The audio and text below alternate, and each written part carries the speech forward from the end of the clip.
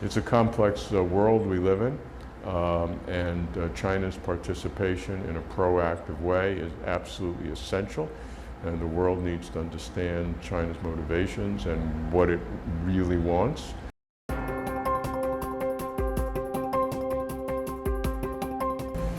The transformation in China's diplomacy and international policies is quite dramatic, and it has an important effect on the world.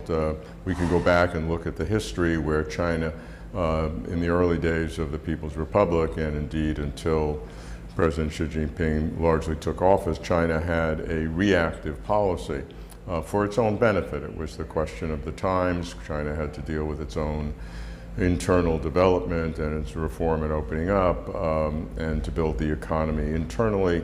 It needed to have a relationship with the developed world in terms of capital and technology during the early days of reform.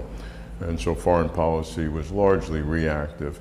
As China has grown, and particularly under President Xi, China has taken a much more proactive role. The transformation is actually quite dramatic. I would say it starts, in essence, with China's outward participation in the global economy, which of course began with exports, but then developed in other ways. Chinese companies began getting involved outside of China. And the major catalyst for it was President Xi Jinping's announcement in 2013 of the Idailu, the Belt and Road Initiative. And this was an initial vision, and it has grown over the years to build infrastructure, particularly in developed countries. And what this did is it really catalyzed China's involvement with the world in a proactive way. Normally when neighbors are next to each other, there is disputes on territoriality that go back in history. Virtually every country in the world has this. And so that's why one needs a security way of thinking in the world. And China has had its own proposal to increase its own participation in what it would see to be a multipolar world. There are very contentious issues in the world. We obviously have some relating to China, with the South China Sea, and particularly Taiwan. One does not have to agree with all of China's diplomatic positions to appreciate that China does want to participate and should participate. Largest population, second largest economy, largest trading nation, largest nation with international reserves, participate in all aspects of international affairs. And so China's proactive involvement on that is a net positive for the world, even if many countries, particularly developed countries, disagree with this or that policy. And that's why you have international organizations. That's why you need security, because there is disagreement. Most important thing is to engage in serious dialogue, both publicly and privately.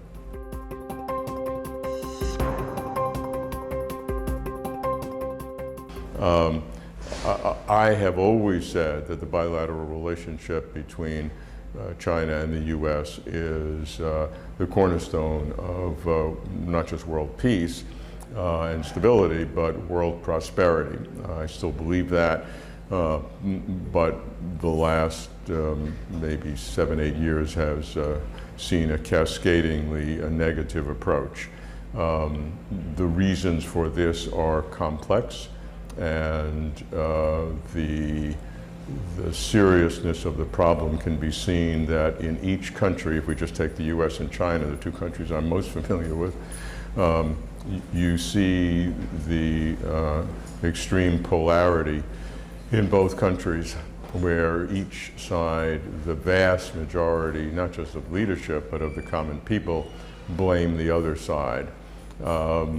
You see polls that have literally just come out have shown in a dozen or so of the Western countries, including Asian liberal democracies, Japan, South Korea, where China's image has cascaded to its lowest level ever.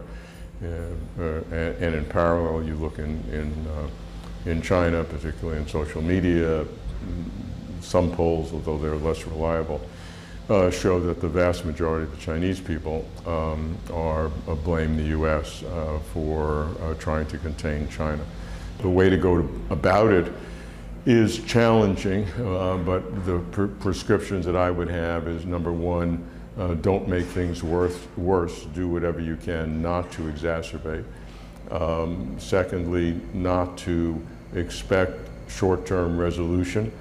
Time is a wonderful healer of all sorts of things, and sometimes it's long periods of time, longer than we'd like. The time is has a soothing effect on problems, so let time take its choice. A third step would be seek areas of cooperation. There are clearly categories. The climate change is a global problem. We see that with weather changes and affecting everyone. Control of the COVID-19 pandemic as it hopefully winds down. There are other areas of cooperation too, against terrorism, pirates in the seas, pollution in the oceans, various kinds of things that can be done. Even scientific cooperations in non-defense related areas, I believe, should be an important area for cooperation, although even that has become more difficult.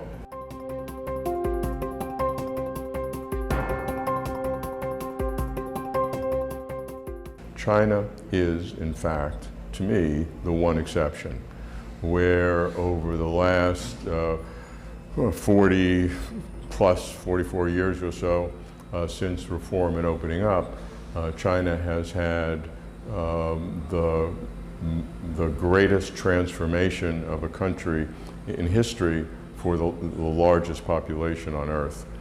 And to understand how that has happened and how it continues is an important understanding. I've looked at, for example, poverty alleviation, which I have specialized in for a number of years, where China has brought 800+ million people out of poverty, including the last 100 million people with a targeted program that President Xi implemented as his most important task over a 7-8 year period. They're out of absolute or extreme poverty. There's still relative poverty, and then there's a new program in China to do rural vitalization, which is a multi-decade approach, and to lead to common prosperity. These are very big issues, but it shows that China's focus, and President Xi's focus in particular, is on the Chinese people themselves, improving their standard of living, building common prosperity. That this is the most important factor. And the belief in the system is that this is most effectively done when you have the largest population on Earth that is so divergent. That's the argument that is advanced by China, and its evidence for that is the fruits of the standard of living. From Western perspective, standard of living is one criterion, but it's not the only criterion for what judges the success of a system long term.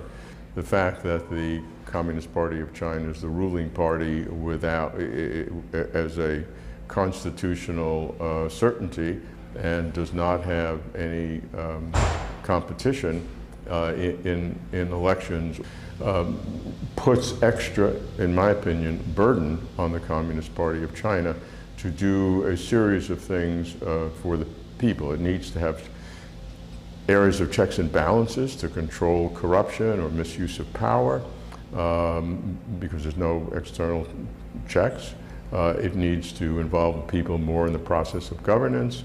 It needs to work towards increasing various kinds of freedoms and human rights in the broadest sense of the term. And in each of these cases, we talk about democracy, and China has an approach called whole process people's democracy, which seeks to build the results of democracy into a system that still has one political party in permanent control. And so that's the challenge.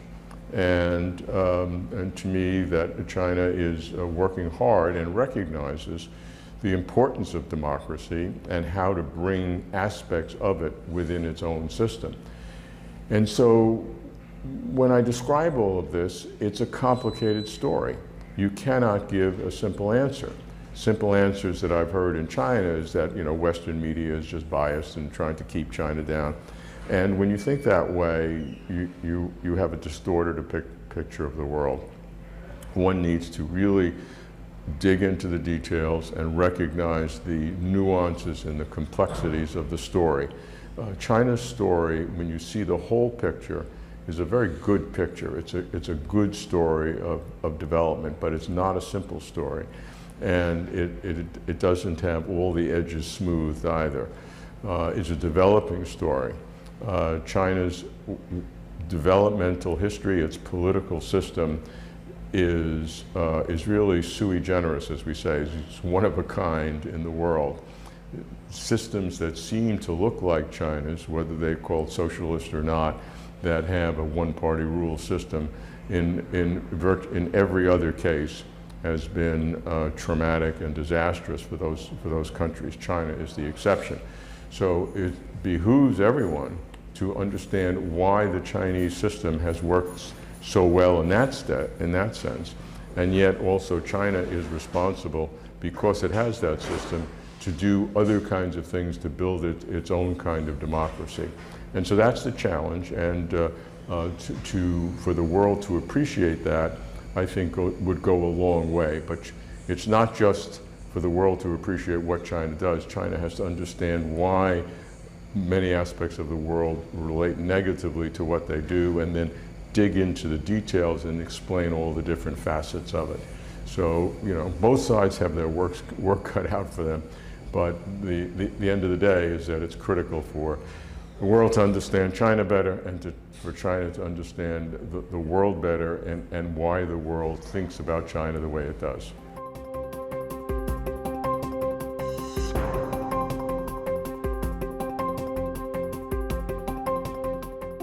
I believe that China's experience and approach to poverty alleviation is a story for the ages that is one of the most important events in contemporary human history, and future historians will look upon this as an area of importance. If we look at the world, poverty and great disparities is arguably one of the largest problems, perhaps the biggest problem in the world, maybe other than climate change, which obviously would affect the whole planet. So hundreds of millions of people in China now have adequate health care, they have flush toilets, they have excellent education for their children for the first time. This is tremendous benefits that the world can learn from and benefit from. Certainly the Chinese people have benefited. And at the same time, we have this proliferation of very serious problems in the world and conflict. And so we need to see what we can do to keep the problems as